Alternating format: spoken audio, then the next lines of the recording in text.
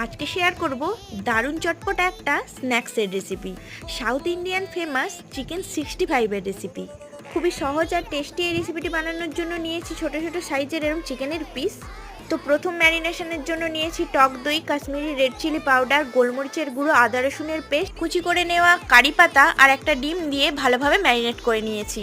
তারপর সেকেন্ড ম্যারিনেশনের জন্য দিয়ে দিয়েছি বিট নুন, সাদা নুন আর 2 টেবিল চামচ চালের গুঁড়ো আর 2 চামচ কর্নফ্লাওয়ার দিয়ে ভালোভাবে মেখে নিয়েছি। তারপর একটা কড়াইয়ের মধ্যে সাদা তেল গরম করে মিডিয়াম ফ্লেমে চিকেন পাকোড়াগুলো ভালোভাবে ভেজে নিতে হবে।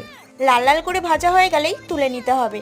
তারপর কিছুটা তেল কমিয়ে নিয়ে অল্প একটু তেলের মধ্যে দিয়ে দিলাম রসুন কুচি আর কারি পাতা, আর দিয়ে দিলাম 2টো শুকনো লঙ্কা, 2টো কাঁচা লঙ্কা, রেড চিলি সস আর টমেটো সস দিয়ে চিকেন পাকোড়াগুলো দিয়ে ভালোভাবে মিশিয়ে নিতে হবে।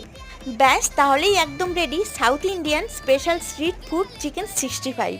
Please do like, subscribe.